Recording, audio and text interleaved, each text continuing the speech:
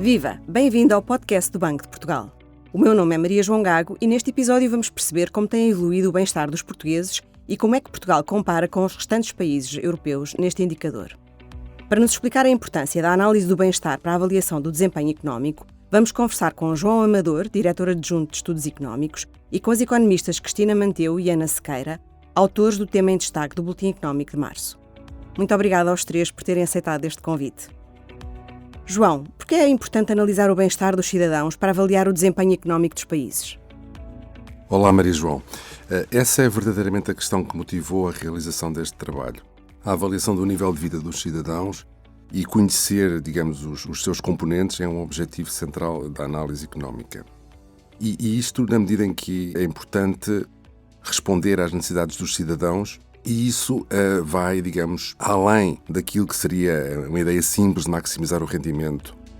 O PIB per capita normalmente tem paridades de poder de compra, ou seja, procurando corrigir pelos diferenciais de preços entre países, é o indicador habitual para a análise do nível de vida.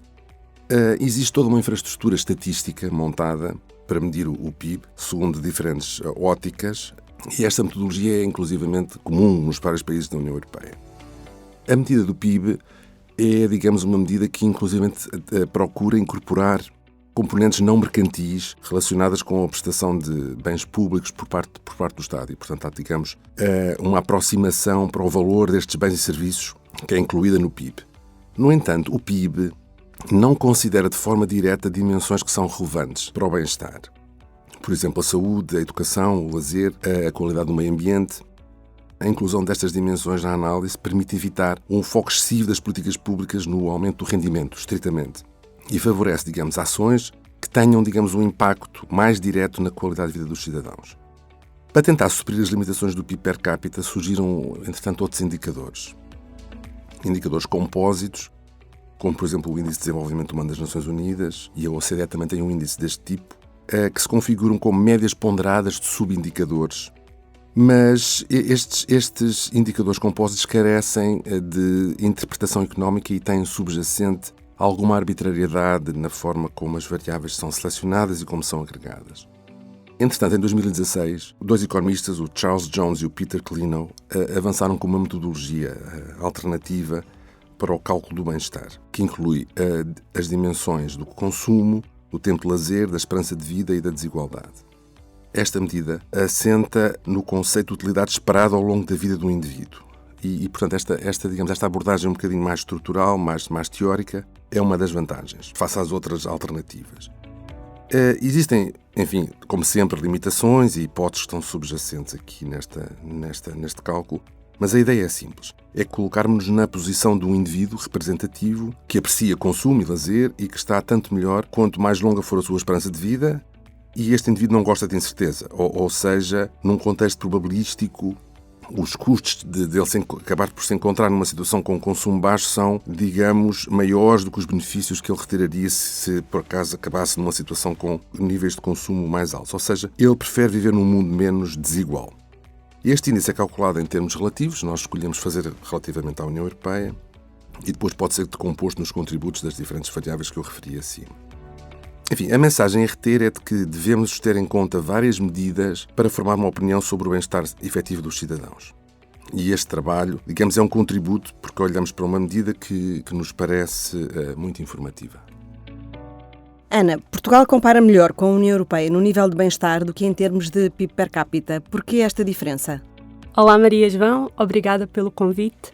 É verdade, esse é um dos principais resultados deste tema em destaque. O nível de vida de Portugal aproxima-se da média da União Europeia quando usamos o índice de bem-estar, que o João descreveu, em vez do PIB per capita. Só para vos dar os grandes números, o índice de bem-estar situava-se em 87% em 2022, o que compara com o PIB per capita de 79%. Esta aproximação à média da União Europeia também é visível se olharmos para a posição relativa dos países. Ou seja, Portugal passa da 20ª posição com base no PIB per capita para o 16º lugar com base no índice de bem-estar.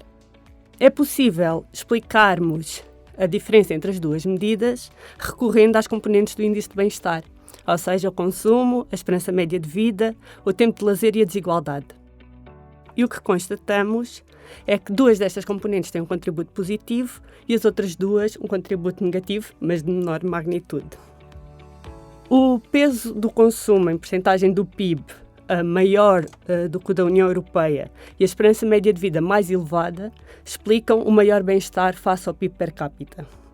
Por outras palavras, os portugueses consomem mais e vivem em média mais tempo e isso aumenta o seu bem-estar face ao indicado pela outra medida. No entanto, a desigualdade é superior em Portugal e o tempo de lazer é menor e isso reduz o bem-estar. No fundo, o que queremos dizer é que se mantivéssemos tudo o resto constante, se a desigualdade fosse inferior em Portugal, ou seja, se o consumo estivesse melhor ou igualmente distribuído pela população e as horas trabalhadas fossem menores, o bem-estar aproximar-se-ia ainda mais da União Europeia. E como é que tem evoluído o índice de bem-estar dos portugueses ao longo dos anos?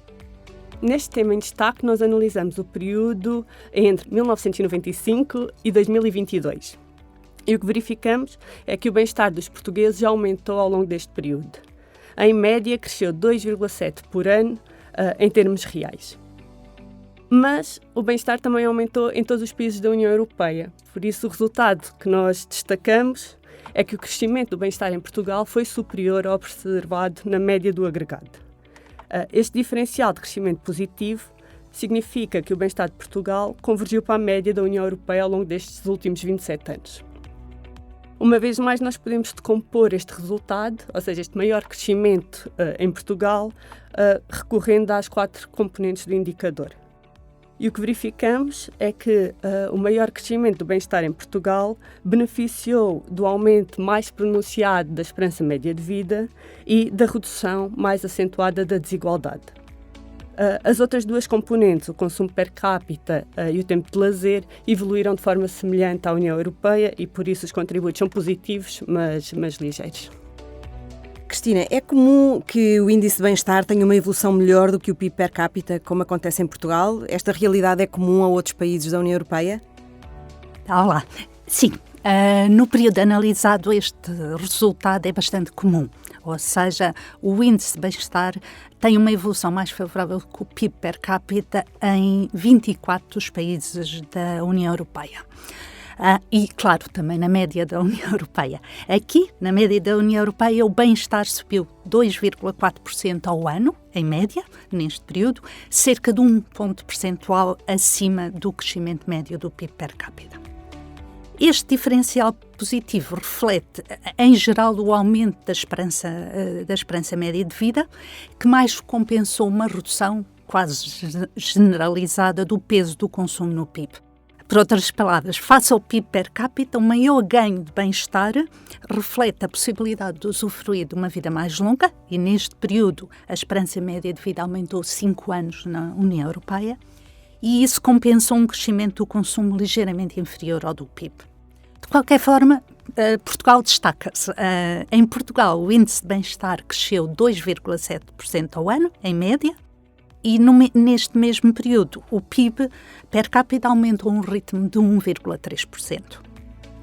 E este desvio de 1,5 pontos percentuais entre as 2 medidas é das maiores da União Europeia, é a terceira maior.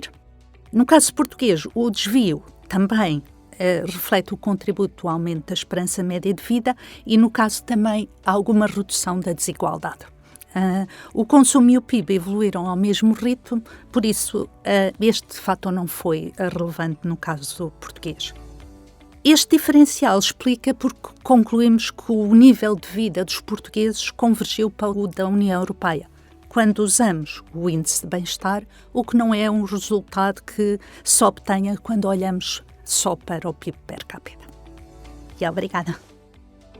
Cristina, Ana, João, obrigada por nos ajudarem a perceber que há outros indicadores além do PIB para avaliar o desempenho da economia. Conheça melhor o tema em destaque Bem-estar e PIB per capita em Portugal face à UE e os restantes estudos publicados no Boletim Económico de março em bportugal.pt e siga-nos no X, LinkedIn e Instagram.